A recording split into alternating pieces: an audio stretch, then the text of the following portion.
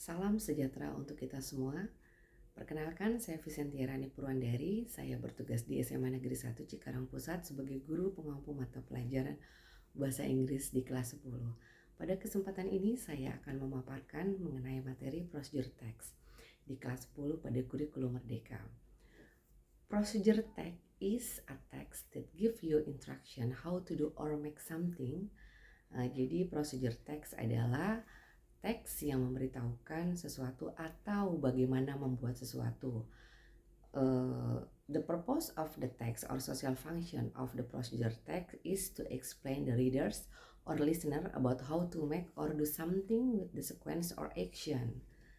Tujuan dari procedure text sendiri adalah menjelaskan kepada pembaca atau listeners, atau dalam hal ini adalah siswa, bagaimana membuat sesuatu dengan langkah-langkah yang jelas atau langkah-langkah yang sudah pasti. Misalkan how to make something like food, beverage, how to operate computer, how to operate mobile phone.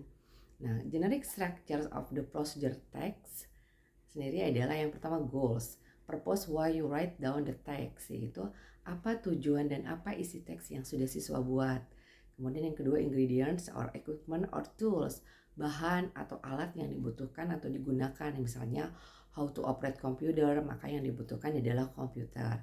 How to make fried fries, maka yang dibutuhkan adalah nasi putih. Kemudian yang ketiga step or chronological orders, urutan atau step pertama sampai step terakhir. Misalkan langkah-langkah pembuatan dari bahan mentah menjadi barang jadi, atau mengoperasikan benda dari keadaan benda yang tidak menyala sampai menyala. Misalnya mengoperasikan komputer mulai dari komputer dalam keadaan off, kemudian komputer bisa dioperasikan atau bisa dinyalakan. Kemudian language focus sendiri dari procedure text yang pertama adalah simple present tense, yang kedua using conjunction seperti first, second, then, after, finally.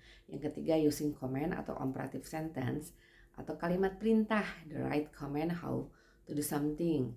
Yang keempat, dalam imperative sentence kita membutuhkan using action verb like cut, stir, fry. Yang kelima, dalam procedure text kita menggunakan adverb of time, misalkan boil the water 2 minutes, fried omelette 3 minutes. Oke, itu saja yang bisa saya paparkan pada materi kali ini. Terima kasih.